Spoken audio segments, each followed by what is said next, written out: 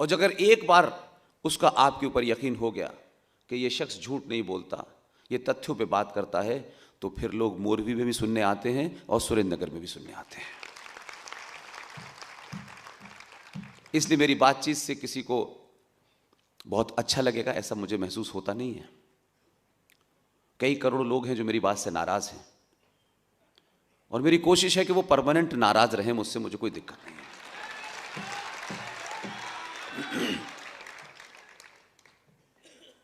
आज के इस प्रोग्राम को आयोजकों को एक बार फिर मुबारकबाद देता हूं।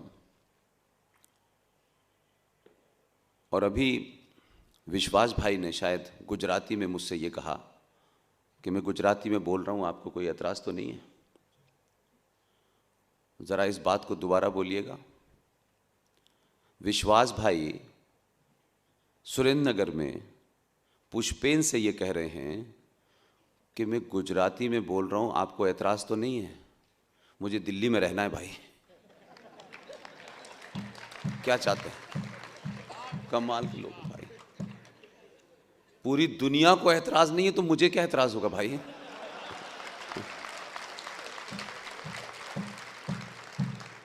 इसलिए सनातनी हिंदू हजारों लाखों साल पुरानी आपकी सभ्यता, आपके सरोकार, आपकी परंपराएं, आपकी आस्थाएं, एक ही बात से अपनी बात शुरू करता हूं कि जिस समाज के पास, जिस संस्कृति के पास आप सोचिए कि 4 वेद हों, 18 पुराण हों, 68 नीतियां हों, 108 उपनिषद हों, वो समाज अजमेर शरीफ में एक मरे हुए आदमी की मजार पे पत्थर सर मार रहा है। हम कहां से चले थे, कहां आ गए? हमने दुनिया का सबसे बड़ा ज्ञान छोड़ करके सड़कों के किनारे, हाईवे के ऊपर जहां मजार मिल जाती है हम मन्नत मांगने बैठ जाते हैं। आपके पास वो ताकत है जो विश्व में किसी के पास है ही नहीं। आप कहां सड़कों पे सर झुका रहे हैं? एक बार उस शक्ति के सामने सर झुकाइए, दुनिया में किसी के सामने सर झुकाने की आवश्यकता नहीं पड़ेगी। इसलिए सनातन के लोगों से यही कहता हूं कि एक बार सनातन का हाथ पकड़ लीजिए, दुनिया में किसी के पैर छूने की जरूरत नहीं पड़ेगी। आज राष्ट्र के सामने, देश के सामने अलग अलग चुनौतियां हैं, लेकिन ज़्यादातर समाज में, हमारे यहाँ लोग ये समझते हैं कि सरकार और सरकार के जितने भी इंस्टीट्यूशंस हैं, सब कुछ अंतिम वही है। और जो समाज ये समझता है कि सरकार, कोर्ट कचहरी, पुलिस, सेना, ये सब कुछ है, अगर आप समझ लीजिए कि वो समाज जो है उसके अंदर इतनी कमजोरियां आ गई हैं कि वो ये सही नहीं समझ पा रहा कि हमसे सरकार है या सरकार से हम हैं। ये कोर्ट कचहरी हमारे लिए हैं या हम उनके लिए हैं। तो ये जो सबसे बड़ी गिरावट, क्योंकि पूरा समाज सत्ता की तरफ देखता है, समझता है कि सत्ता में बैठने वाले लोग ही सबसे बड़े ज्ञानी हैं और उन्हें ही सब कुछ पता है। मेरा 25 साल का पत्रकारिता का एक्सपीरियंस ये कहता है कि सत्ता में महामूर्ख बैठते हैं, कुछ पता नहीं होता उनको। इसलिए पद से बुद्धि का कोई संबंध नहीं होता कि कोई बड़े पद पर बैठ गया है तो वो बड़ा विद्वान भी होगा, मैं नहीं मानता। वाल्मीकि जी के पास कोई पद नहीं था, कहीं प्रधानमंत्री नहीं थे, सेनाओं के चीफ नहीं थे वो। हमारे यहां जितने भी ऋषि मुनि हुए हैं, कोई उनके पास पद नहीं था, कोई सरकारी पद नहीं था। उन्होंने अपनी साधना से जो भी कुछ किया, वो कहीं कोई पेड़ के नीचे बैठा हुआ है, कोई मंदिर के पास बैठा हुआ है, कोई किसी आश्रम में बैठा हुआ है। लेकिन 7-8 साल के इस 800 साल के खांडकन में पुर्तगालीज आए, अंग्रेज आए, इस्लामिक आतंकवादी आए। हमने अपनी शक्ति को सबके सामने हीन माना, कम माना कि नहीं, हम तो कुछ है ही नहीं, हम तो दीनहीन लोग हैं। तो जिसका जो दिल चाहा उसने किया। हमको जो बौद्धिक रूप से काउंटर करना चाहिए था, वो भी नहीं किया। हमारे गिरने का सिलसिला वहां से शुरू हुआ। इसलिए वो सिलसिला आज भी जारी है। और अभी भी शायद हम ये नहीं समझ पा रहे कि पैसे बहुत सारे कमाने से आप अपने कपड़े बदल सकते हैं, मकान बदल सकते हैं, कार बदल सकते हैं, अपने अंदर की कमजोरी नहीं बदल सकते हैं। अपने अंदर जो हीन भावना भरी है वो नहीं बदल सकते। और ये तो वो देश है कि जिसने कभी कपड़ों को महत्व ही नहीं दिया। हमारी संस्कृति में सिले कपड़े नहीं पहने जाते थे, इसका चलन ही नहीं था।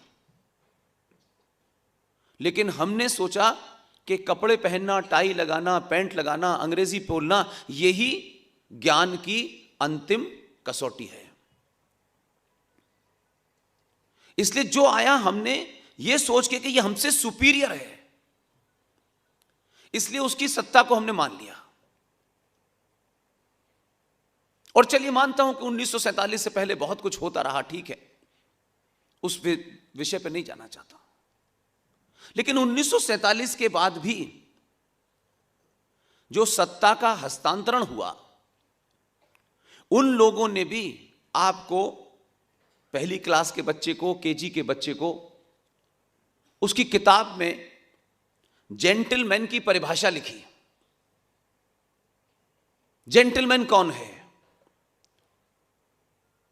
तो पहली क्लास या दूसरी क्लास का बच्चा जेंटलमैन किसे समझता है? क्योंकि उस वक्त तस्वीरों से पढ़ाया जाता था। तो इधर लिखा है जेंटलमैन कौन है? एक आदमी टाई लगाए हुआ है, पैंट शर्ट पहने हुआ है, कैप लगाए हुआ है।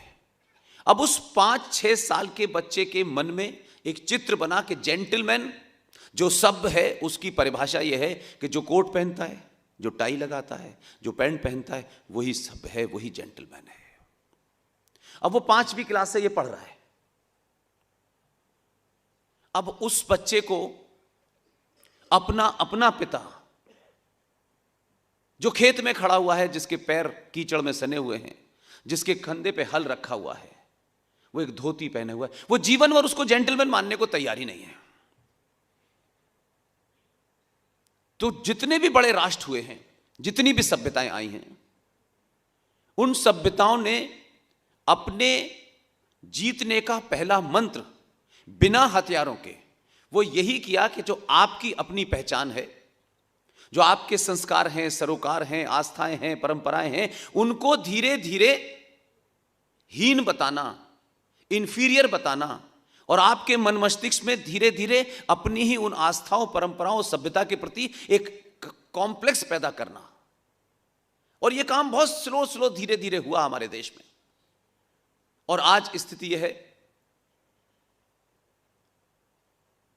इस भारत में जब अंग्रेज यहां से गए, उस वक्त का रिकॉर्ड यह कहता है कि उस वक्त भी हमारे यहां 80% गुरुकुल थे, 80% गुरुकुल थे। लेकिन आज घर में बुजुर्ग हैं, बड़े हैं, जिन्होंने जिंदगी के बहुत सारे उतार चढ़ाव देखे हैं। लेकिन जरूरी नहीं है कि बच्चे को सब कुछ स्कूल में पढ़ाया जाता है और उसके अलावा कोई पढ़ाई नहीं होती है। हमारे घरों में बच्चों से बात करने का रिवाज खत्म हो गया है, और गली गली, मोहल्ले मोहल्ले,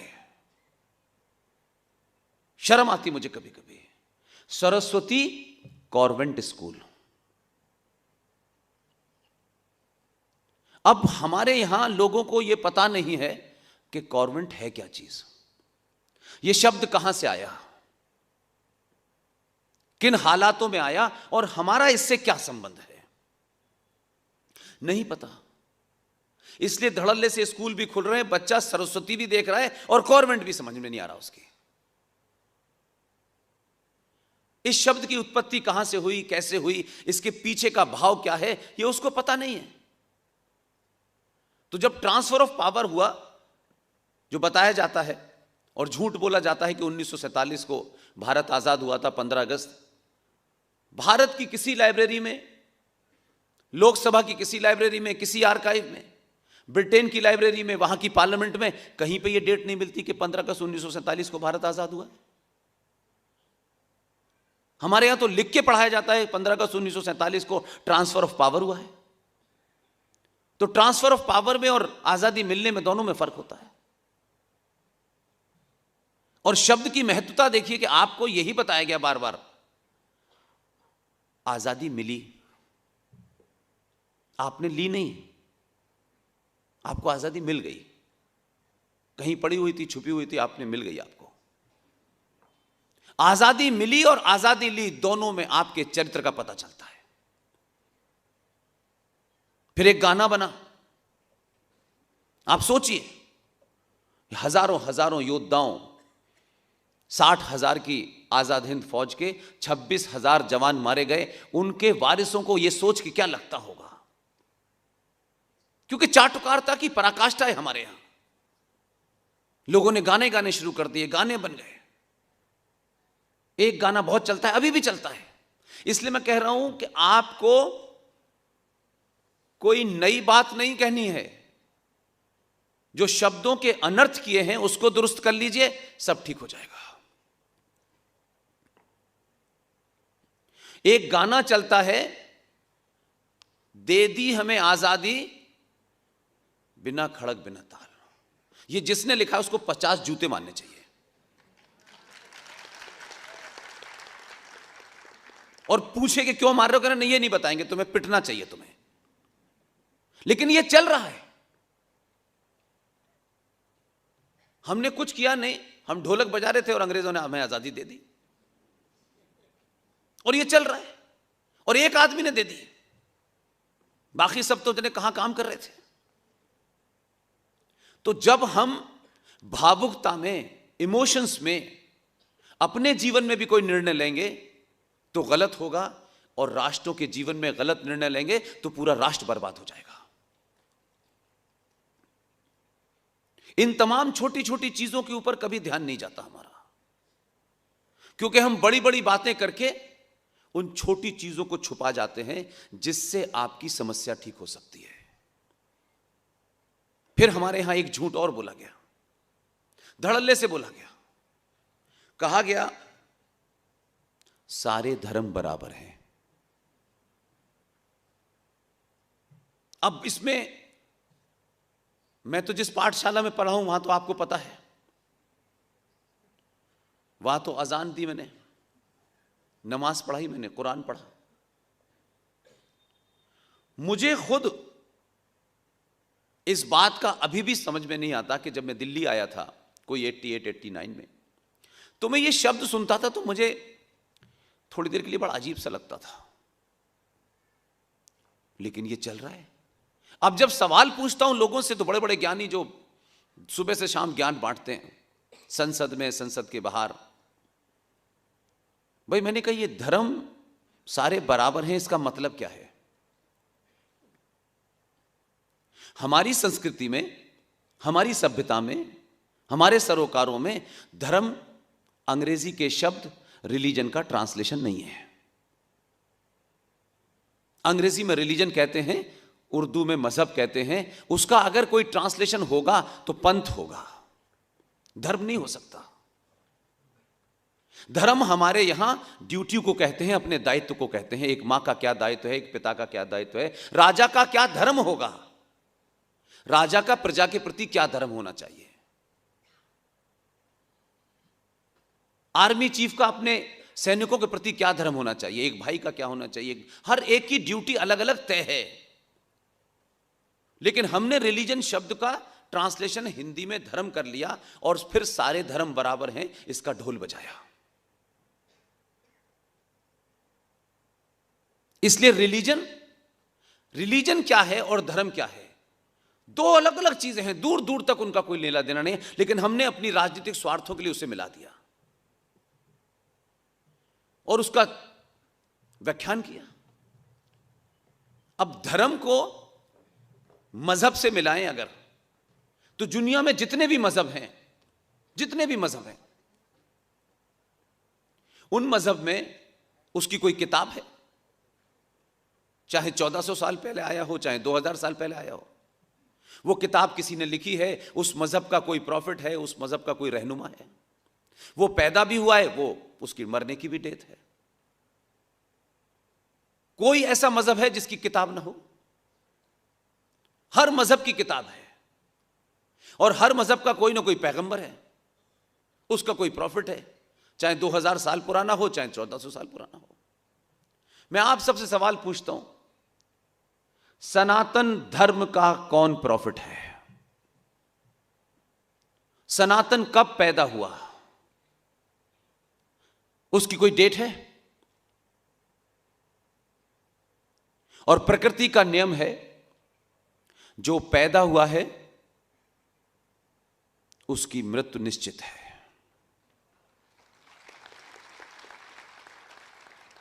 सनातन न पैदा हुआ है इसलिए उसके मरने का प्रश्न नहीं उठता, और जो 1400 साल पैदा हुए हैं, 2000 साल, वो एक ना एक दिन मरेंगे, उनकी समाप्ति होगी।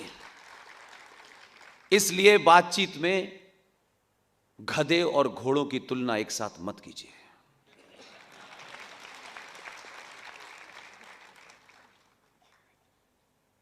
मजहब नाली है और धर्म समुंदर है, कोई तुलना नहीं हो सकती। अब इसमें किसी के खिलाफ तो कोई बात नहीं कही जा रही, इसमें क्या कोई ऐसी बात कही जा रही है जो किसी को बुरी लगे? और हम अपने धर्म ग्रंथों को भी नहीं पढ़ते, हमारे हक में किसी ने क्या काम करा वो भी नहीं जानते, हमारे खिलाफ किसी ने क्या काम करा एक समाज के रूप में हम उस पर भी चर्चा नहीं करना चाहते, क्योंकि हम जने कौन से काम में बिजी हैं, जबकि हमारे यहां सब कुछ तय है कि जीवन के सब काम करने के बाद फिर आप समाज के लिए काम करने घर से चले जाते हैं, वो वानप्रस्थ जीवन, ये तमाम सारी बातें हैं, लेकिन ये कागजों में मिलती हैं, हम उस पर अमल नहीं करते। लिहाजा हमारे यहां एक पूरी जीवन शैली है, उस जीवन शैली में सब कुछ बताया गया है, हम उस पर चर्चा नहीं करते, इसलिए आज की जनरेशन को पता नहीं है, वो जानती नहीं है। और शायद हम कभी कभी इस तथाकथित मटेरियलिस्टिक दुनिया को, भोगवादी दुनिया को ही सब कुछ समझ बैठे हैं, जबकि इस समाज में बड़े से बड़े खरबपति का नाम चंद लोग जानते होंगे, उनकी मूर्तियां कभी नहीं लगती। बहुत पैसे वालों की, चाहे वो टाटा हो, बिरला हो, अंबानी हो, उनकी मूर्ति देखिए कहीं। हो सकता है चंद लोग उनके पैसे के कारण चाटुकारिता में ऐसा कर दें। हमारे समाज में जो सबसे ज्यादा त्याग करता है उसी को समाज सबसे बड़ा मानता है। इसलिए मर्यादा पुरुषोत्तम राम, उनकी जाति क्या थी, वो ब्राह्मण थे या नहीं थे, वो क्षत्रिय थे क्या थे, यह समाज ने नहीं पूछा, उनको मर्यादा पुरुषोत्तम राम कहा ही इसीलिए गया कि एक राजा के बेटे के होने के बावजूद भी अगर उन्हें जाने का आदेश दिया गया तो वो अपने साथ बैग भर के कपड़े लत्ते नहीं लेके गए, सोना वोना लेके नहीं गए जंगल। और सनातनी हिंदू समाज वहां से भी प्रेरणा नहीं लेना चाहता, क्योंकि जब आपके आइडियल बिना खड़क बिना ताल वाले होते हैं तो आपकी सोच भी गड़बड़ हो जाती है। इसलिए हम राम की कहानी सुनते हैं, बड़े सारे इस देश में कथावाचक हैं। मैंने सुना है कोई 4 करोड़ लेता है पैसा कथा करने के, कोई 5 करोड़ लेता है। जो ज्यादा पैसे लेता है वही झूठ बोलता है, फ्रॉड है। वो कथावाचक आपको, क्योंकि आपकी आस्था होती है, आप किसी का सम्मान करते हैं। अगर आप मेरा भी सम्मान थोड़ी देर के लिए करते हैं तो आप भावनाओं में बह करके मेरे लिए ताली मत बजाइएगा। मेरी बात आपको तर्कों पे, तथ्यों पे ठीक लगे तो ताली बजाइएगा। मैं ताली बजवाने, आपको भावुक करने और वाहवाही करने के लिए नहीं जाता कहीं। जो ये काम करते हैं वो कितना बड़ा माया जाल रचते हैं। आपको भावुक बनाएंगे पहले तो। भगवान Ram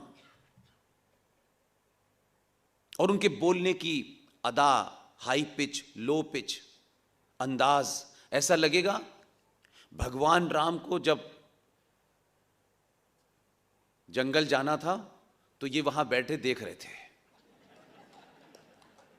minute minute, point by point ऐसा बताएंगे। भगवान राम जब चले तो आप रोए उससे पहले अपना चेहरा रोने जैसा बना लेंगे। और वो मां दुखी थी, दशरथ जी अलग दुखी थे, जैसे सबका दुख इन्हीं को दिख रहा था, हमें नहीं पता था। और वो फिर वहां से निकले और दुखी मन से लक्ष्मण पीछे पीछे, सीता जी पीछे पीछे, और भगवान राम के पैर में छाले पड़े। सीता मैया वो छाले देख के रो रही थी, लेकिन ये नहीं बताएंगे कि भगवान राम जब वनवास गए तो अपने साथ कुछ लेके नहीं गए, लेके गए तो तीर कमान लेके गए। उस पुरुषार्थी बात को नहीं बताएंगे, क्योंकि अगर हमने ये बता दिया कि भगवान राम गए और बाण लेके गए थे तो ये समाज बाण लेके बाहर निकलेगा तो हमारी कथा कौन सुनेगा। आपके पास है चीजें, सिर्फ बताना ही तो है, इसमें कोई गड़बड़ तो नहीं करनी है आपको। इसी तरीके से भगवान कृष्ण की लीला के बारे में ऐसा होता, ओहो हो कमाल की लीला होती साहब। भगवान कृष्ण मुकुट लगाए हैं, नीला रंग है, गोपियों के साथ, मीरा जने क्या क्या बांसुरी बजा रहे हैं। आप उनके वो जो पूरा स्केच खींचते हैं कथा में, आपको ऐसा लगता है कि अब सोचने की जरूरत नहीं है, कृष्ण जी की तस्वीर सामने आ चुकी है आपके, अब वो खुद प्रकट हो गए हैं। कोई ये नहीं बताता कि भगवान कृष्ण जो बांसुरी बजा रहे थे, जो लीला कर रहे थे, जो खेल रहे थे, समय आने पर बांसुरी रख के उन्होंने सुदर्शन चक्र भी चलाया। ये नहीं बताते, क्योंकि सुदर्शन चक्र की बात करने में कथा सुनने कौन आएगा। फिर तो वो चला जाएगा उधर जो पड़ोस में आपके कॉलोनी है, छोटे भाई का पजामा बड़े भाई का कुर्ते वालों की, वो उधर चला जाएगा। इसलिए झूठ इतना, और बेचारी भोली भाली महिलाएं वो सबसे ज्यादा बेचारी जाती हैं। और कब वो महिलाएं भगवान कृष्ण की लीला राम के छाले से करते करते मौला मौला हो जाता उसमें, फिर अली अली आ जाते हैं उसमें। अब वो ये नहीं समझ पा रही कि ये अली कहां से आया, ये किसका भाई है, ये मौला कहां से आया भाई बीच में। लेकिन उन्होंने कहा कि वहां से भी कुछ लेना है, गल्फ तो जाना है, तो वो उनकी भी बात कहे तो क्या फर्क पड़ रहा है। अपने स्वार्थ में अगर समाज को कोई भी आपको गर्त में डालता है, चाहे वो देश का सबसे बड़ा नेता हो या सबसे बड़ा कोई राम कथा करने वाला हो, वो देश का और राष्ट्र का दुश्मन है।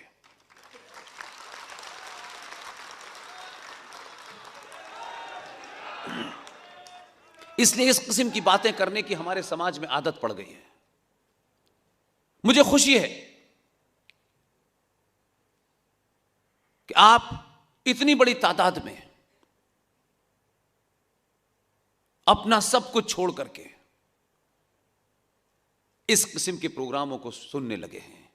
यह हिंदुस्तान में सबसे बड़ा बदलाव है, यह सबसे बड़ा बदलाव है।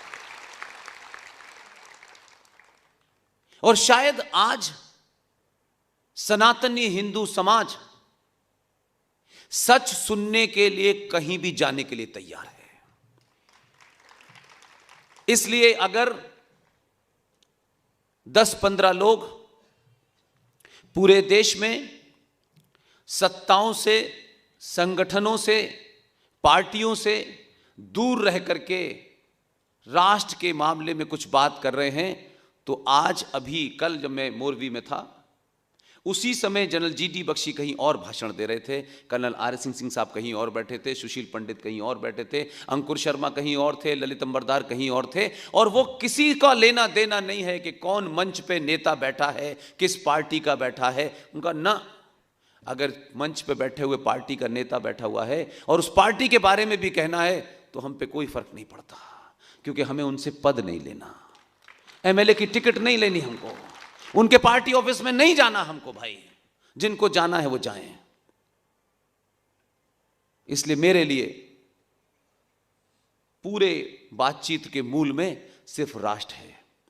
इसलिए मैं बहुत साफ कहता हूं, आपको संगठन, व्यक्ति, पार्टी के बीच में कुछ चुनना हो और यह तय करना हो कि पार्टी के गुलाम हो, संगठन के गुलाम हो, किसी व्यक्ति विशेष के गुलाम हो या राष्ट्र के गुलाम हो, तो मैं आपसे एक ही आग्रह करूंगा कि आप सिर्फ राष्ट्र के गुलाम हो जाइए, वो बहुत बड़ा काम होगा। राष्ट्र परमानेंट है,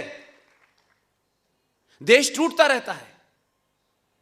भारत बहुत बार टूटा है, अफगानिस्तान बन गया, पाकिस्तान बन गया, बांग्लादेश बन गया, श्रीलंका चला गया, ये तमाम टूटता रहता है। दुनिया के सबसे ताकतवर देश यूएसएसआर 24 टुकड़े हो गए उसके। लेकिन एक बात है, देश होता क्या है? हम सब लोग देश को बड़ी बात समझते हैं। देश बहुत छोटी सी चीज है। हम देश के लिए कर रहे हैं, कोई देश के लिए नहीं कर रहा। देश के लिए आप कुछ कर ही नहीं सकते। हम देश के लिए कर रहे हैं, कुछ नहीं कर रहे, आप झूठ बोल रहे हैं। देश में करने के लिए आपके लिए कुछ है ही नहीं। देश एक जमीन का टुकड़ा होता है जिसकी टेरिटरी निश्चित होती है, जैसे आपके भारत की है, पाकिस्तान की है, बांग्लादेश की, सबकी है। और उस देश को चलाने के लिए कि वो कैसे चलेगा, उसके लिए एक सरकार बनती है। सरकार किसी नियम कानून से चलती है, उसे आप संविधान कहते हैं। और उस देश में अलग अलग व्यवस्थाएं हैं, जिसमें आपकी जुडिशरी है कि ये कोर्ट है, कोर्ट इस तरीके से चलेगी, जज साहब का अपॉइंटमेंट ऐसे होगा, ये हाई कोर्ट होगी, ये लोअर कोर्ट होगी, ये सुप्रीम कोर्ट होगी। एक व्यवस्था बनी हुई है। इसलिए सरकारें आती हैं, जाती हैं, व्यवस्था बनी रहती है। ऐसा नहीं होता कि कोई नई सरकार आ गई, उन्होंने कहा हाई कोर्ट बंद हो गया, आज से आज सुप्रीम कोर्ट नहीं होगा। वो सब व्यवस्था वही है, उसमें कुछ थोड़ा बहुत बदलाव नियमों में होता रहता है। यहां अंदरूनी लॉ एंड ऑर्डर के लिए पुलिस है, देश को बचाने के लिए सेना है। तो उसमें मेरा और आपकी क्या भूमिका है? देश में आपकी क्या भूमिका है साहब? सरकार की टोटल नौकरीज देख ले, कुल मिला के 3.5 करोड़ है। तो आप सरकार के अलग अलग इंस्टीट्यूशंस को चलाने के लिए आप वहां नौकरी करने गए हैं। हो सकता है कि किसी नियम से आप असहमत हो, लेकिन फिर भी जाते हैं। आपको बहुत सारी चीजें खराब लगती हो, लेकिन वो व्यवस्था का हिस्सा है। वो गलत है, सही है, वो एक अलग बात है, लेकिन जो है आपको मानना पड़ेगा। तो देश बहुत छोटी सी चीज है, उस सबसे बड़ा है राष्ट्र। क्योंकि राष्ट्र किसी संविधान से नहीं चलता, राष्ट्र किसी नियम कानून से नहीं चलता। इसलिए यहां आपने जब यह प्रोग्राम शुरू किया, तो अगर यहां कोई सरकारी पद पे आदमी बैठा होता और वो संवैधानिक प्रोग्राम होता, तो आप जनगण शुरू से होता, प्रोटोकॉल तय होता। लेकिन न यहां जनगण हो रहा है और न ही कोई संवैधानिक प्रोटोकॉल मेंटेन है। इसलिए यह प्रोग्राम जब शुरू हुआ तो आपने कहा ये जो दीप हैं इनको प्रज्वलित करना है, ये राष्ट्र की पहचान है।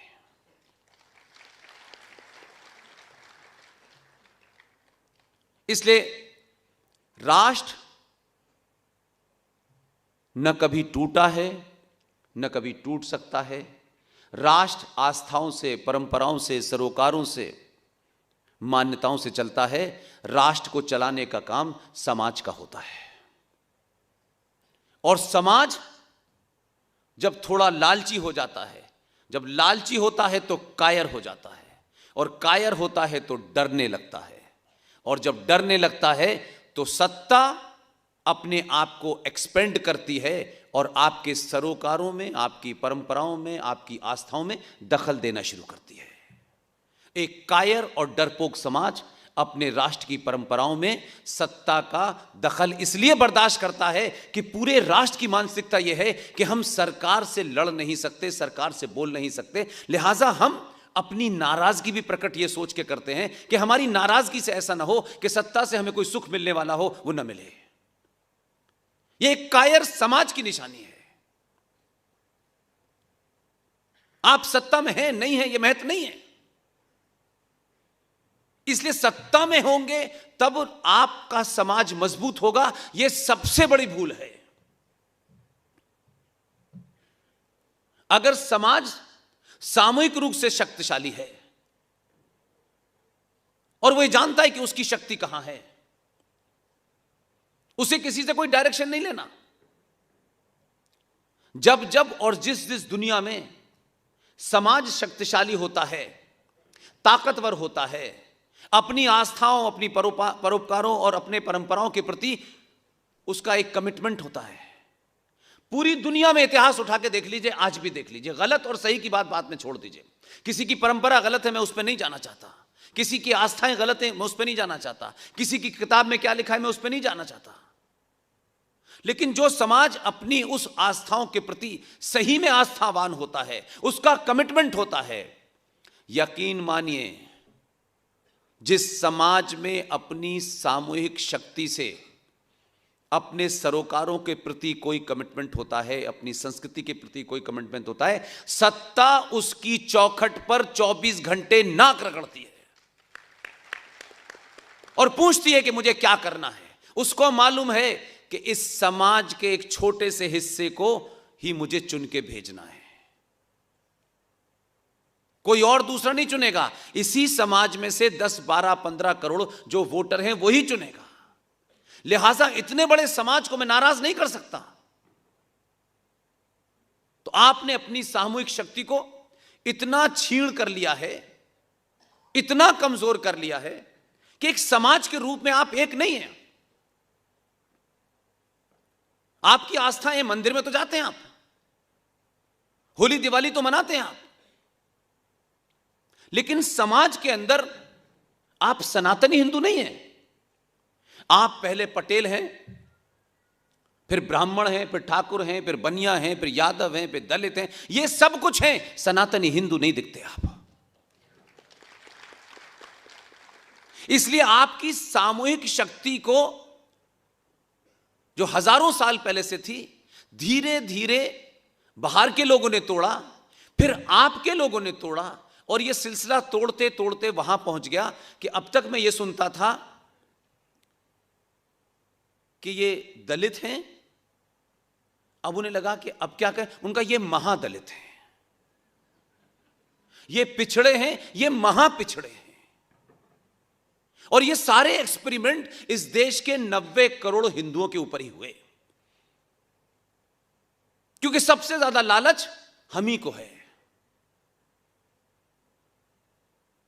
उस लालच के कारण हम कहीं अपना पैर अड़ा के नहीं खड़े हुए कि दुनिया इधर से उधर हो जाए, चाहे मेरी जान ही चली जाए, ये नहीं होने दूंगा मैं, ये नहीं होने दूंगा मैं।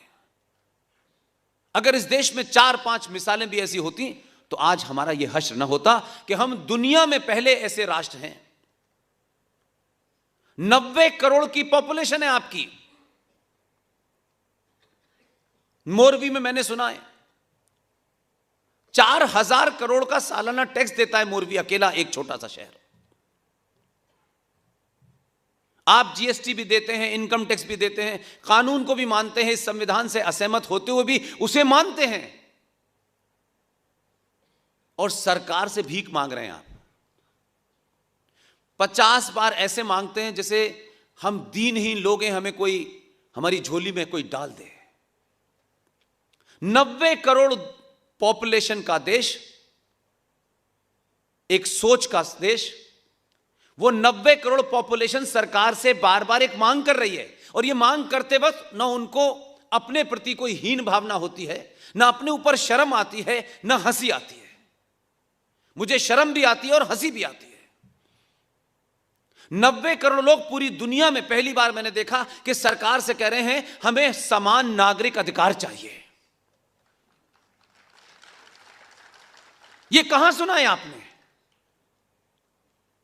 आपके घर में कोई खाना बनाने वाली आए, आपके घर में कोई दूसरा काम करने वाला है, अगर वो बेचारा 10 लोगों के परिवार में कोई एक काम वाली आती है और वो ये कहती है कि देखिए मानवता के नाते मुझे भी अधिकार चाहिए,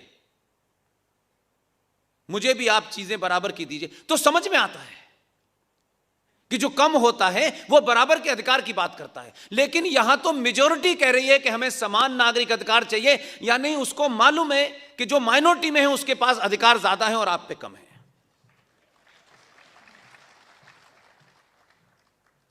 और अब धड़ल्ले से मांग कर रहे हैं, और लोग लिखते हैं मुझे हमें ये मांग करनी चाहिए। मैंने कहा भिखारी हो क्या?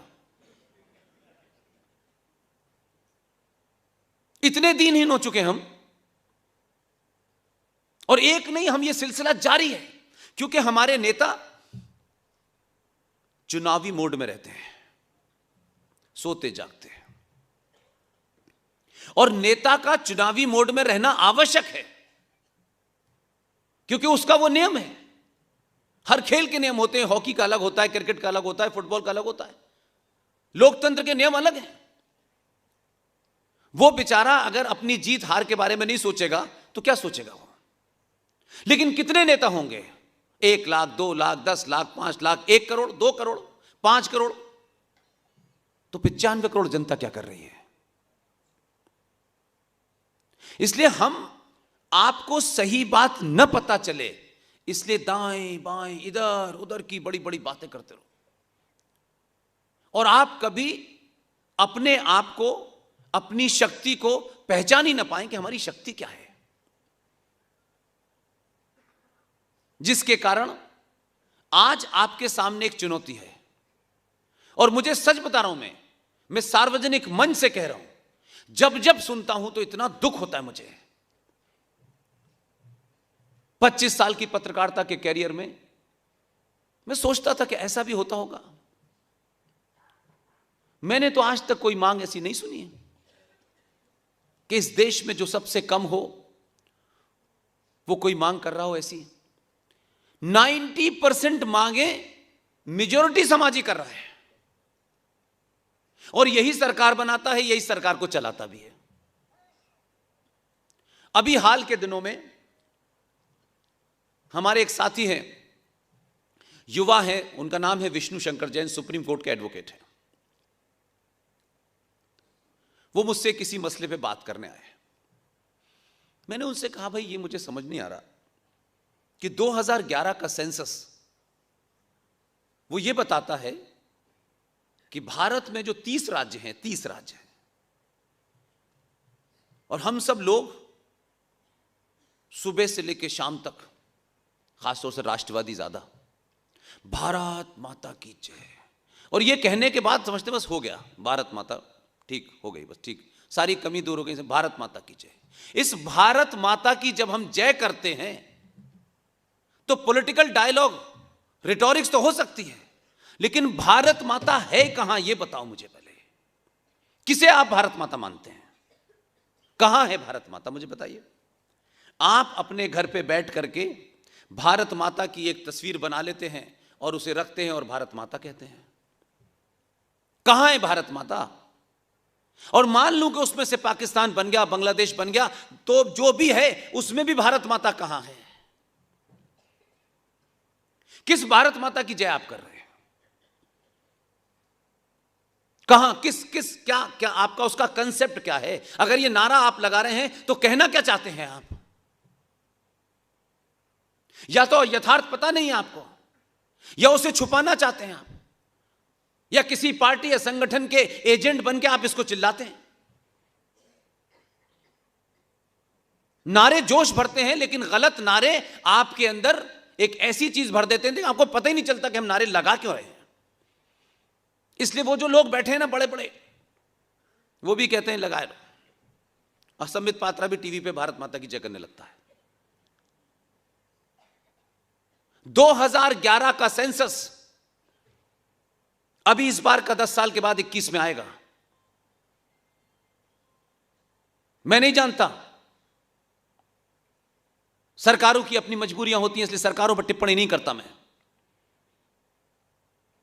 अगर ईमानदारी से 2021 का सेंसस पास हो गया तो जमीन खिसक जाएगी आपके पैरों के नीचे से। लेकिन हमें कोई फर्क तो नहीं पड़ता है। क्या है, हम अपनी फैक्ट्री खोलेंगे, फैक्ट्री चलाएंगे, जीएसटी देंगे। कल आपकी फैक्ट्री में कोई आग लग जाएगी, आप छोड़कर कहीं और चले जाएंगे, कोई आपका मकान लूट लेगा, फिर कहीं और चले जाएंगे। यह सिलसिला जारी है। 2011 का सेंसस यह बताता है कि भारत के 30 राज्यों में से 9 राज्यों में हिंदू अल्पसंख्यक हो चुके हैं। आपकी गिनती एक राज्य में 2% है, एक राज्य में 3% है, एक राज्य में 7% है, एक राज्य में 9% है, एक राज्य में 24% है, एक राज्य में आप 26% हैं। लेकिन आप भारत माता की जय का नारा लगा रहे हैं। 1947 में नहीं थे आप। ये 1947 से लेकर के आपने इतनी प्रोग्रेस की है। गाड़ियां खरीद ली, मकान बना लिए, छुट भैया नेता किसी छोटी छोटी असेंबली में पहुंच गए, 5 साल के बाद निकले तो करोड़ों की उनके पास प्रॉपर्टी है। लेकिन किसी ने आपको यह नहीं बताया कि इस 47 से लेकर 2021 में हमने ऐसे पाप किए कि इस देश को, जिस कारणों से मजहब की बुनियाद पे ये बटा था देश, जिसका इतना बड़ा टुकड़ा हमने दिया कि बांग्लादेश की जो आबादी ट्रांसफर हुई उससे 10 गुना ज्यादा जमीन दी हमने। पाकिस्तान में जितनी आबादी रही उससे ज्यादा जमीन दी हमने, और कहा कि इस मुसीबत से हम ठीक हो जाएंगे। लेकिन 47 से लेकर के आपके यहां के झूठे मक्कार लोगों ने, भाईचारे की दुकान चलाने वाले मक्कार संगठनों ने यह हालत कर दी कि भारत आज अपनी ही धरती पे सनातनी हिंदू 9 राज्यों में माइनॉरिटी हो गया है। इसके बाद की बात आपको और आपके अंदर एक कुंठा पैदा करेगी। इसके बाद हमारे जो समाज के ठेकेदार हैं, जो अलग अलग थ्योरी गढ़ रहे हैं, आजकल ज्ञान दे रहे हैं, भाईचारे का ठेका लेके घूम रहे हैं, कैसे भाईचारा होना चाहिए, वो क्या कर रहे हैं कि आपसे इस बात पे कोई चिंतन नहीं हो रहा है कि यार ये जो तथाकथित हम जिसे मेजॉरिटी मान करके ये भारत राष्ट्र की बात कर रहे हैं, अगर हम आजादी और 47 के बाद इतने 21 लाख लोगों के मरने के बावजूद भी मात्र 70 साल का सफर, एक राष्ट्र के रूप में 70 साल, 50 साल, 100 साल बहुत एक लम्हे के बराबर होता है, एक क्षण के बराबर होता है। हम 70 साल में हमने कौन सी ऐसी नीतियां अपनाई, समाज के तौर पे कह रहा हूं, सरकारों से नहीं कह रहा मैं, कि हम फिर दोबारा से इस देश के 9 राज्यों में हम इतने अल्पसंख्यक हैं और हम उस पर विचार तो नहीं करना चाहते ना कमरे के अंदर, क्योंकि कमरे के अंदर तो हमें गवर्नर बनवाने हैं, अपने टिकट देना है, वाइस चांसलर बनवाने हैं, और बाहर राष्ट्र की बात करनी है हमको। इस पे कोई चिंतन नहीं हो रहा। चिंतन किस बात पे हो रहा है कि जिन राज्यों में हिंदू सनातनी 2% है उसे अल्पसंख्यक का दर्जा मिल जाए, और हम उसके लिए लड़ रहे हैं कि अल्पसंख्यक का दर्जा मिल जाएगा तो वो जो 2% लोग लक्षद्वीप में हैं उन्हें कुछ सस्ता चावल, कुछ 4-5 स्कॉलरशिप ये मिल जाएगा, बस हम इसी के लिए मरे जा रहे हैं। ये हमारी स्थिति है। और 21 का सेंसस अभी आया नहीं है, 2 राज्य जाने वाले हैं आपके हाथ से। हम कह रहे हैं भारत माता की जय। ये पूछा नहीं आपने लोगों से जो भारत माता का ठेका लेके घूम रहे हैं आजकल, उनसे भी नहीं पूछते आप, नेताओं से भी नहीं पूछते आप। इसलिए मैं नेताओं को ज्यादा इन्वॉल्व नहीं करना चाहता कि उनकी अपनी मजबूरियां हैं। समाज ने क्या किया, और जो 3 करोड़ थे, तो आप क्या करते हैं कि कोई आइसक्रीम बेचने वाला आपके घर के सामने से आइसक्रीम का आवाज लगाए कि आइसक्रीम ले लो, और आपका बच्चा आइसक्रीम लेने की जिद करने लगे, तो आप मालूम है क्या करते हैं? अपने बच्चे की जिद को नहीं रोकते, आइसक्रीम वाले से कहते हैं तुम यहां क्यों बेच रहे हो। हमारी हिंदुओं की हालत हो गई है। इसलिए हम एक नया तरीका निकाला है बेवकूफ बनाने का। हमने ये चर्चा ज्यादा ना हो, ये पता ना चले, क्योंकि सवाल तो हमारे ऊपर भी होगा कि समाज की ठेकेदारी तो हमारे पास थी। तो हमने क्या नया निकाला कि जनसंख्या नियंत्रण कानून लाओ। तो जनसंख्या नियंत्रण आते ही जिनकी आबादी बढ़ गई है और हमारी घट के 2% और 5% रह गई है, वो तत्काल 2% हो जाएंगे। न होगा बांस न बजेगी बांस। हम ये भी समस्या सरकार से तय कराना चाहते हैं। और जो समाज आपके राष्ट्र के लिए चुनौती है, आपकी आस्थाओं परंपराओं को रौंद रहा है, चौराहे चौराहे आप मारे जा रहे हैं, कभी आप हरियाणा में मारे जा रहे हैं, कभी आप दिल्ली में मारे जा रहे हैं, कभी आप बंगाल में मारे जा रहे हैं, कभी आप असम में मारे जा रहे हैं, लेकिन हम ढोल बजा रहे हैं भाईचारे का। हम समाज के रूप में समाज को भी नहीं सच बात बताना चाहते। संजय गांधी के जमाने, इंदिरा गांधी के जमाने चला, दीवारों पे लिखा हुआ था हम दो हमारे दो। हम तो दीवार पे लिखी हुई बात को भी आत्मसात कर लेते हैं कि लिख तो दिया, अब तो मानना पड़ेगा। और हमसे किसी ने नहीं कहा, लेकिन हमने मान लिया। और उनकी स्थिति क्या है? आपका नारा है हम दो हमारे दो, वो कहता है हम दो बाकी तुम गिन लो। वो तब भी ये कह रहा था, आज भी ये कह रहा है।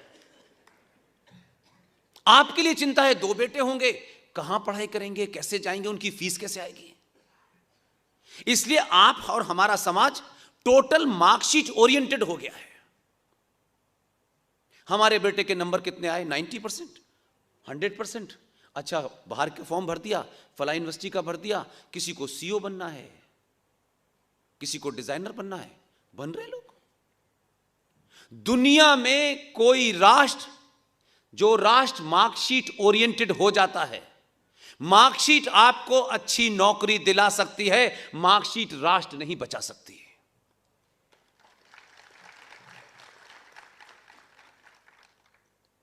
और अभी का मैं तो कोई दूर की एग्जाम्पल देते ही नहीं हूं। एक साहब के साथ मार्कशीट थी, वर्ल्ड बैंक की नौकरी करके आए थे, बहुत बड़े अर्थशास्त्री थे। उन्हें नौकरी तो मिली प्राइम मिनिस्टर की, राष्ट्र नहीं बचा पाए। बहुत ज्ञानी थे, दुनिया का ज्ञान दे डाला उन्होंने। लेकिन उसका जस्ट उल्टा भी है। जिस पे मार्कशीट नहीं है वही दिल्ली में राष्ट्र बचा रहा है इस वक्त।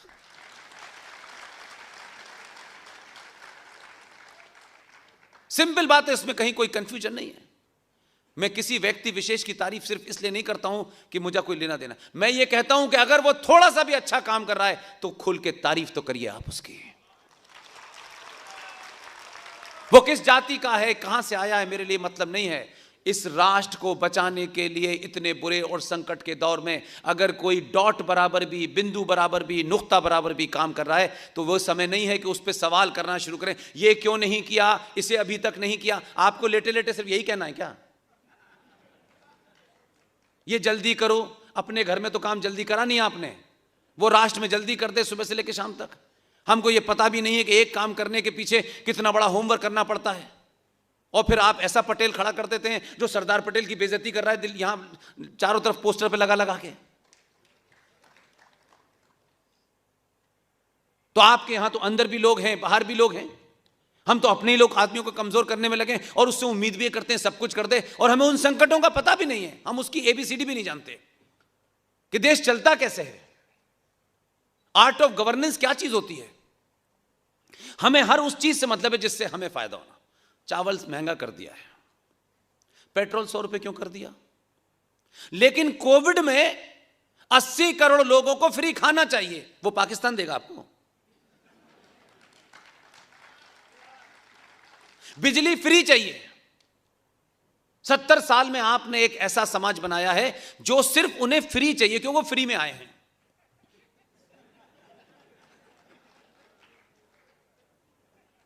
हम उन मजबूरियों को समझें।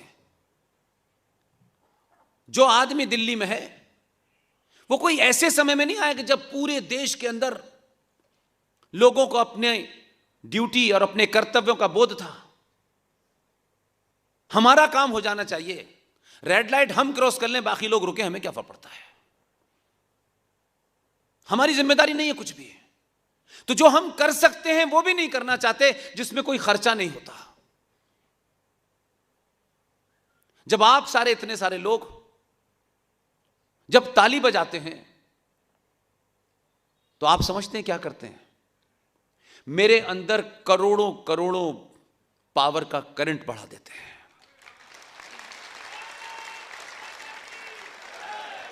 और मुझे यह लगता है कि मैं जो कुछ मेरे पास है मैं और ज्यादा से ज्यादा दे सकूं। इसलिए तारीफ करना सीखिए। सनातनी हिंदू समाज तारीफ करने में भी बड़ा कंजूस है। आपकी तारीफ से कोई बड़ा बनता हो तो भाई तो खूब तारीफ करिए। तारीफ करने में कुछ जाता नहीं है। भले ही उससे आपकी कभी नाराजगी भी रही हो, भले ही उसकी 100% बात से आप सहमत ना हो, लेकिन है तो हमारा।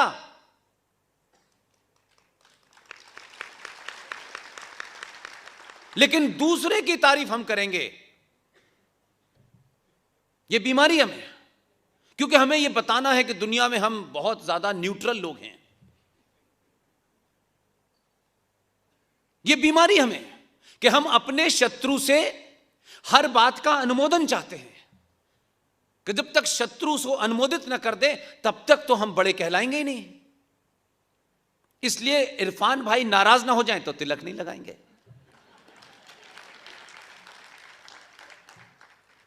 लेकिन दुनिया में मैं फिर आपसे कह रहा हूं,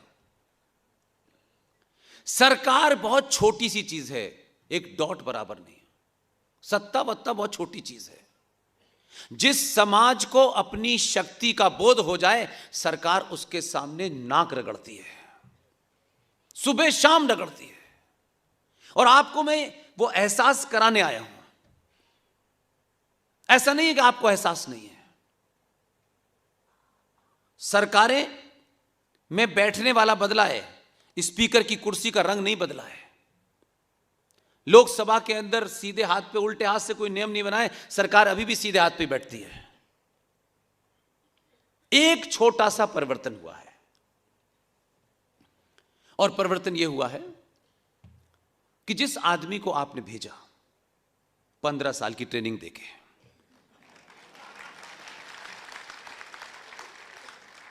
उस आदमी को, क्योंकि वो ऑक्सफोर्ड नहीं गया पढ़ने, क्योंकि वो चबा चबा के अंग्रेजी नहीं बोलता, वो कांटा से खाना नहीं खाता, उसे अपने शत्रु से अनुमोदन नहीं चाहिए। जो भी उसे अपना शत्रु मानते हैं उनको उसे नहीं चाहिए।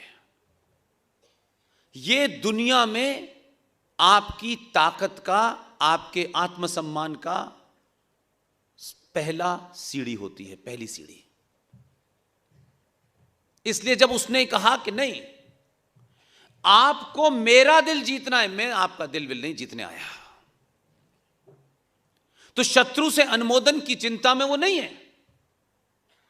शत्रु से अनुमोदन की चिंता में एक साहब शेरवानी पहनने लगे,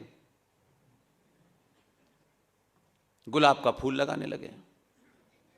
उनसे पीछा छूटा तो एक आए 1990 में, उन्होंने कहा मैं शेरवानी भी पहनूंगा और मुझे शत्रु के से अनुमोदन कराना है कि मैं प्रधानमंत्री हूं तो मैं तुम्हारा प्रधानमंत्री हूं। उस प्रधानमंत्री ने एक गैर इस्लामिक काम किया जो इस्लामिक दुनिया में भी नहीं होता है, लेकिन उसे शत्रु का दिल जीतना था, क्योंकि वो ये जानता था कि शत्रु मुझे लाया है, ये नहीं लाए हैं। उस आदमी ने प्रॉफिट मोहम्मद का जन्मदिन भारत में उस दिन की छुट्टी घोषित की, क्योंकि उसे किसी विशेष को खुश करना था। इस्लामिक वर्ल्ड में भी उनकी पैदाइश का कोई छुट्टी उट्टी नहीं होती है, लेकिन हम तो मक्का से ज्यादा बड़े मुसलमान हैं। और आप इसको बदलाव समझे न समझे, मैं एक सोशल एक्टिविस्ट के नाते, पॉलिटिकल साइंस के स्टूडेंट के नाते 25 साल जो मेरे जीवन में मैंने अलग अलग आयामों में काम किया, उसको जब मैं देखता हूं तो मैं उन बारीक चीजों पे ज्यादा जाता हूं जो लोग अक्सर अवॉइड कर देते हैं। इसलिए आज क्या अर्थव्यवस्था चल रही है, क्या कितना करोड़ हमारा रिजर्व है, ये मुझे जानना ही नहीं है, मुझे इंटरेस्ट ही नहीं है उसमें। मुझे इंटरेस्ट इस बात में है कि 1995 में भारत के एक प्रधानमंत्री, जिन्हें मैं आधुनिक भारत में चाणक्य मानता था, वो नहीं है, जीवित नहीं है। वो पुर्तगाल गए थे। पुर्तगाल में बहुत सारे गुजराती जिनको नेहरू जी की हरकतों ने बहुत प्रताड़ित किया, वो बेचारे उस जमाने वहां भाग के बस गए। काफी सारे लोग मेरे संपर्क में हैं। एक छोटा सा मंदिर बना पुर्तगाल में। भारत का प्रधानमंत्री इत्तेफाक से उस वक्त पुर्तगाल में था। तो लोगों ने, गुजरातियों ने कहा कि भाई आप आए हैं मंदिर में, वहां का पुर्तगाल का प्रेसिडेंट भी आया हुआ था, आप इसका इनॉग्रेशन कर दीजिए। उनका जवाब सुनिए। उन्होंने कहा, मैं भारत सेकुलर स्टेट का प्रधानमंत्री हूं, मैं किसी ऐसी मजहबी और धार्मिक उसमें हिस्सा नहीं ले सकता। चलिए ठीक।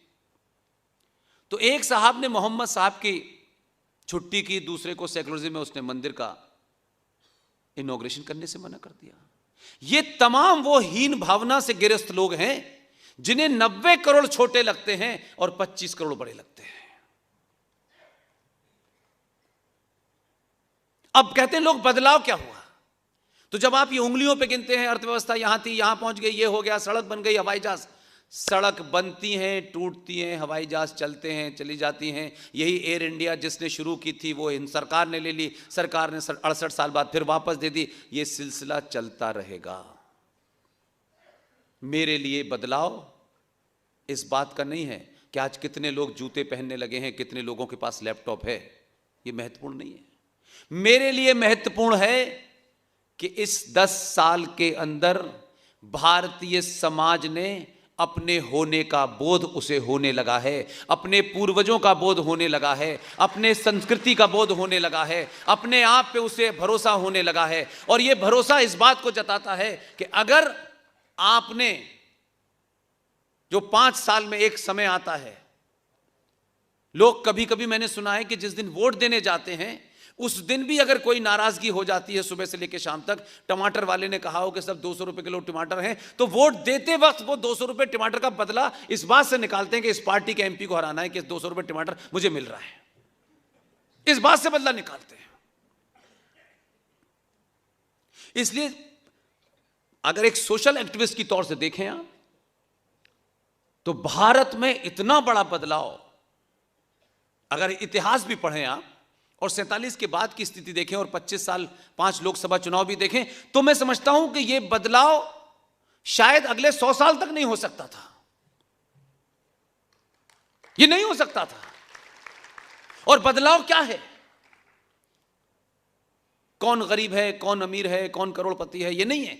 बदलाव यह है कि आपके आदमी को, यह बात अलग है, इसे दिल से मत लगाइएगा,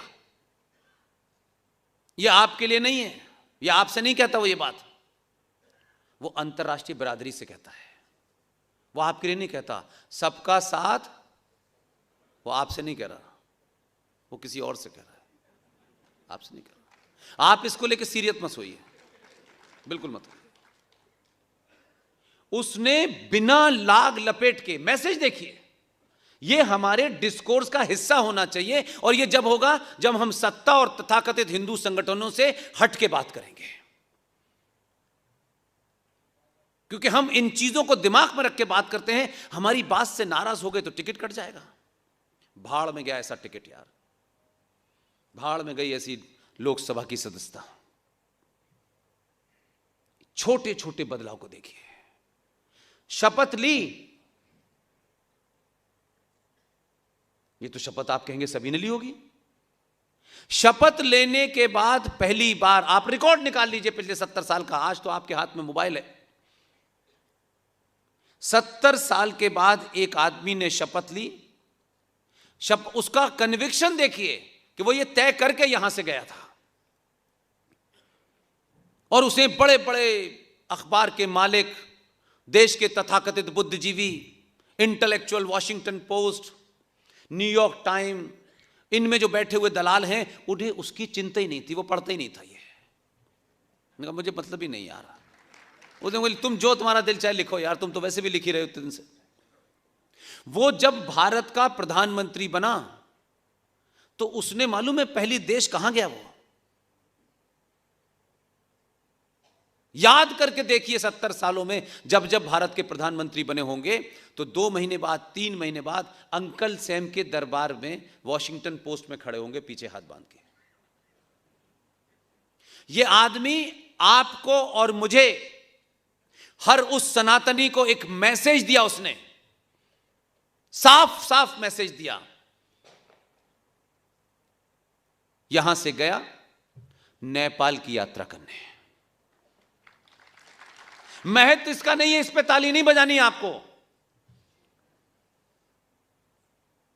नेपाल गया और यात्रा की शुरुआत, सब तस्वीरें अवेलेबल हैं, आप सब देख लीजिए। मैं कोई बात बिना तथ्य के नहीं कहता, और आपके अंदर वो भाव पैदा करना चाहता हूं कि अगर आपको एक ऐसा कप्तान मिला है जो इस चीज से परे है कि हार जीत क्या होगी, वो तो 5 साल के बाद देखेंगे, लेकिन अगर इस 5 साल के अंदर उसने अगर आपके अंदर से हार की मानसिकता ही समाप्त कर दी और आपको मैदान में यह सोच के उतारा कि जब भी उतरना तो सिर्फ यह सोच के उतरना कि जीत के ही लौटना है, यह भावना, इससे समाज का बदलाव, थॉट में बदलाव, सोच में बदलाव, और जब थॉट बदलेगा, सोच बदलेगी, तो आप निर्णय सही करेंगे। नेपाल गया। अब आप कहेंगे नेपाल में क्या करना था, वो तो छोटा सा देश है। उसने नेपाल इसलिए नहीं चुना कि भारत की फॉरेन पॉलिसी का बहुत बड़ा इशू था। नेपाल में जाने के बाद, एक प्रधानमंत्री के पद पे होने के बाद, पूरे प्रोटोकॉल के साथ बाबा पशुपतिनाथ के मंदिर में 6 घंटे तक पूजा की, और पूजा करके जब बाहर निकला, क्योंकि मैंने कहा कि मैं उस दौर की चीजों को पास से देखता हूं, तो उसका चलना, उसके कपड़े, उसके खड़े होने का तरीका, उसके देखने का तरीका, क्योंकि इस मामले में बहुत मास्टर आदमी है वो। कैमरे में कब देखना है इधर और कब इधर नहीं देखना है, उसको मालूम है फोटो कौन सा बढ़िया आता है और ये लोग मुझे क्या देखना चाहते हैं। आप सोचिए कि जब वो निकले तो कई सारे रुद्राक्ष पड़े हुए थे और यहां बड़ा सा चंदन लगा हुआ था। लोगों में कहा कि ये देखिए भारत का प्रधानमंत्री है और मंदिर में गया। वो तो वैसे भी यहां 15 साल की ट्रेनिंग में किसी की परवाह नहीं करता था, उसने नहीं किया, लेकिन उसने आपके 90 करोड़ सनातनी हिंदुओं को एक मैसेज दिया। मैं भारत का प्रधानमंत्री हूं, शपथ लेके आया हूं, जब प्राइम मिनिस्टर ऑफिस में बैठूंगा तो मेरा धर्म अपनी प्रजा के प्रति क्या होगा, तब संविधान से बात होगी। मैं यहां प्रधानमंत्री के रूप में आया हूं, भारत के प्रधानमंत्री के रूप में आया हूं, मैं इंडिया के प्रधानमंत्री के रूप में नहीं आया हूं। लिहाजा मेरी आस्थाएं, मेरी परंपराएं, अगर पशुपतिनाथ मंदिर में 6 घंटे बाहर निकलेगा तो रुद्राक्ष भी होगा। तुम्हें मेरी बात, शक्ल मेरी अच्छी लगे न लगे, तुम नाराज हो, कल होते हो, अभी हो जाओ, मैं ये करूंगा। हम सब बहुत छोटे लोग हैं, हमारी कोई हैसियत ही नहीं है। संविधान पद की बात तो छोड़ दिए, हमको समाज में 4 लोग नहीं जानते, तब भी हम एक कुंठित, एहसास कमतरी के शिकार, इंफीरियरिटी कॉम्प्लेक्स के शिकार, और लोगों से अनुमोदन। देखो वो ऐसा ना सोचे मेरे बारे में, लोग क्या कहेंगे हमारे बारे में। ये मानसिकता सनातनी हिंदू समाज की है। आपको जो रंग अच्छा लगता है वो पहनिए, जो काम आपको लगता है करिए। आप अपना काम किसी के अधिकार क्षेत्र में घुस के तो नहीं कर रहे। आप मंदिर जाने से इसलिए कतराते हैं कि लोग आपको थोड़ा एंटी सेकुलर समझेंगे। आपका मने तो जाइए ना, किसने मने किया है आपसे? तो जो समाज अपने ही आस्थाओं के प्रति इस तरीके से कुंठित हो जाता है, उसने मैसेज दिया। और जो लोग नहीं समझ पाए, 3-4 साल बाद वो फिर जाकर के केदारनाथ में बैठ गया और कैमरे वाले से कहा सही एंगल से दिखाना बेटा। ऐसा लगा सदियों से वहीं पे धूमि रचाए हुए है। ये बात इसकी है कि हमारी बीमारी यहां है, डर यहां है, कॉम्प्लेक्स यहां है। कोई आपसे नहीं कह रहा कि सनातनी 90 करोड़ समाज जो है किसी के खिलाफ खड़ा हो जाए, किसी को मारने के लिए आपको नहीं कोई बोल रहा। लेकिन यह भी सत्य है कि आप जब अनसाइंटिफिक होंगे तो आपकी ऐसे ही हालत होगी, क्योंकि सनातन शुद्ध रूप से साइंस है। उठना, बैठना, चलना, खाना पीना, सोना, जगना, सब कुछ साइंस के हिसाब से तय है। लेकिन हमें जिस भाषा में अपनी जनरेशन को कन्वे करना चाहिए था वो नहीं किया। इसलिए यह तो कहा बेटा सूरज को जल चढ़ा देना सुबह उठ के। बेटा गया, उसने एक लोटा चढ़ा दिया करके खत्म हो गई कहानी। उसको पता ही नहीं है कि सूरज को जल चढ़ाने का अर्थ क्या है। और इसका संकट यह है कि जिन्होंने सन्यास ले लिया है वो एमएलए की टिकट की लाइन में लगे हुए हैं। कोई कंप्यूटर बाबा है, कोई गोल्डन बाबा है, और जो मंदिरों में बैठे पूजा करा रहे हैं वो अपने अधिकार के लिए भी नहीं बोले। जो उनकी ड्यूटी थी उन्होंने वो भी नहीं काम किया। उनको क्या फर्क पड़ता है? सोमनाथ का मंदिर लुट गया, पूजा बंद हो गई तो बंद हो गई, खुल गई तो फिर शुरू हो गई। इसलिए मंदिर में बैठने वाला पुजारी, चाहे पटना के सबसे बड़े मंदिर का पुजारी दलित हो, चाहे कहीं क्षत्रिय हो, ब्राह्मण हो, यह महत्व नहीं है।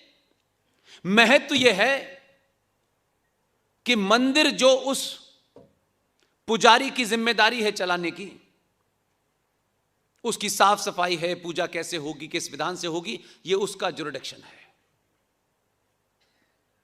हजारों लाखों मंदिर हैं इस देश में, लाखों इस देश में आश्रम हैं, मठ हैं, हजारों लाखों हैं। लेकिन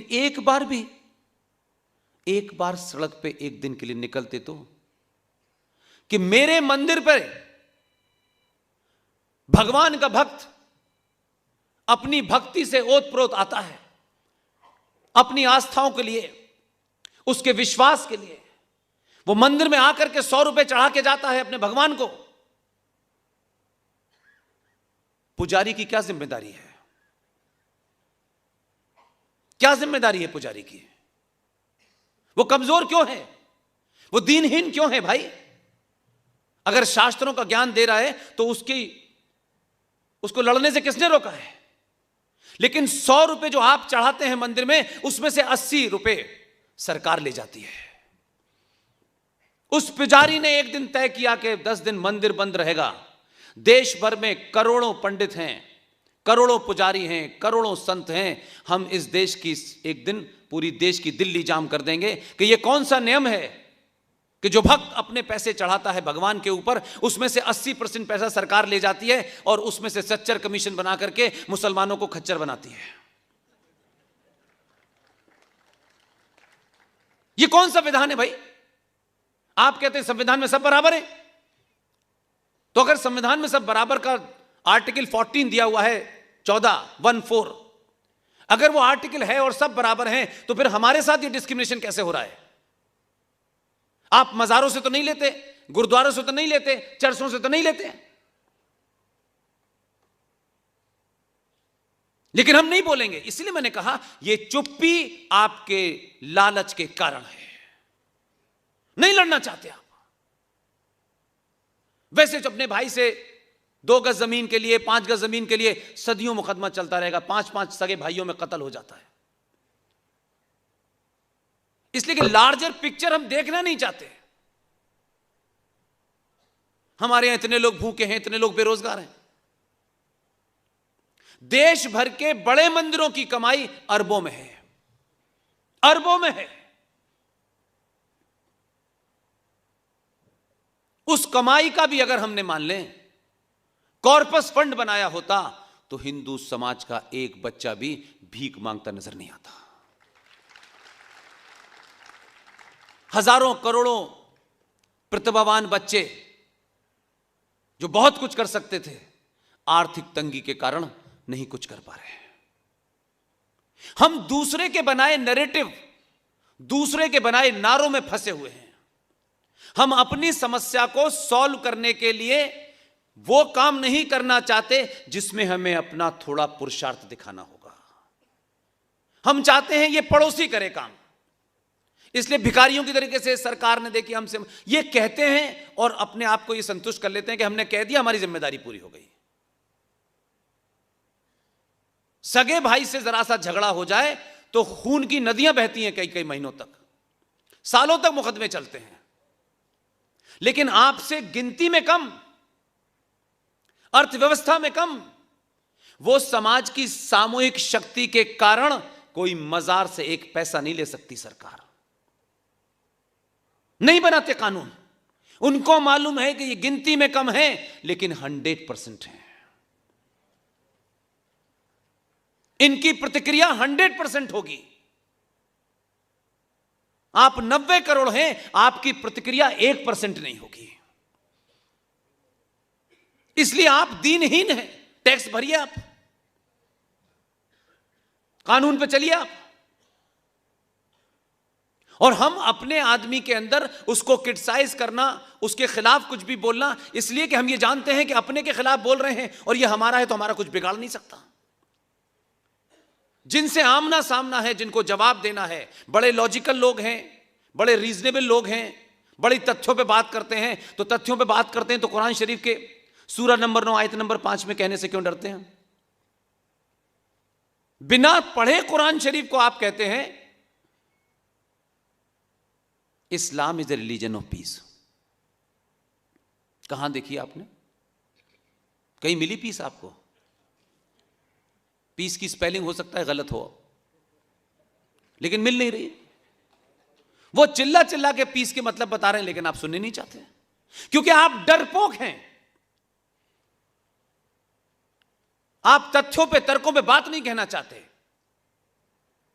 ना अपने आप से, ना अपने समाज से, ना अपनी सरकार से, ना अपने भीतर, और ना ही अपने शत्रु से, क्योंकि डर बैठा हुआ है। इसलिए हम एक शत्रु से किसी तरीके से वो रास्ता ढूंढे कि उससे इतनी दोस्ती हो जाए कि वो हमारा नुकसान ना करे। ये वैसे ही है कि एक बकरी एक शेर से ये कहे कि देखो तुम मुझे खाना मत, बाकी सब ठीक है, तो बकरी जिंदा रहेगी, वो पूछ के खाएगा उससे। तो हम जब जब ऐसा करेंगे तब तक आपको कोई 3%, कोई 5%, कोई 16%, कोई 20% आपको नचा रहा है, और आप ही सब कुछ कर रहे हैं। और यह भी जानते हैं कि अगर आपने तय कर लिया, संविधान के रूप से भी तय कर लिया कि हम हमारे मंदिरों पे हमारे आस्थाओं द्वारा पैसा दिया हुआ सरकार नहीं लेगी, चाहे कुछ हो जाए। हम प्रतिक्रिया ही नहीं देना चाहते। सरकार आती है, पंडित जी डोलची लेके पहुंच जाते हैं, वो पैसा काउंट होता है, उन्होंने कहा ये हुआ, ये 20% आप रख लीजिए। पंडित जी ने कहा चलो 20% से ही काम चल रहा है, कल 100% भी ले जाएंगे तब भी पंडित जी का काम चलता रहेगा। लड़ने नहीं चाहते आप। किसने रोका है आपको? संविधान के आर्टिकल 14 का दुहाई दीजिए ना, जो कहता है सब बराबर हैं। तो कहां बराबर है भाई? क्योंकि मैं खुश हूं, मैं खामोश हूं, मैं सहनशील हूं। सहनशील होना और कायर होना दो अलग अलग बातें हैं। इसलिए अपनी कायरता को छुपाने के लिए यह मत कहिए हम बहुत टॉलरेंट समाज हैं। कोई टॉलरेंट वॉलेंट नहीं है। आपकी टॉलरेंस का पता जब चलता है कि अपने घर में छोटे से बंटवारे के लिए आप गला काट देते हैं, तब टॉलरेंस कहां चली जाती है आपकी? टॉलरेंट नहीं है आप, हम कायर हैं। इसलिए सामने वाला जब बड़ा आता है तो हम उससे समझौता करते हैं, और अपने से छोटा हो, अपने से कमजोर हो, उसकी गर्दन काटने में हमें 2 मिनट लगते हैं। इसलिए शब्दों को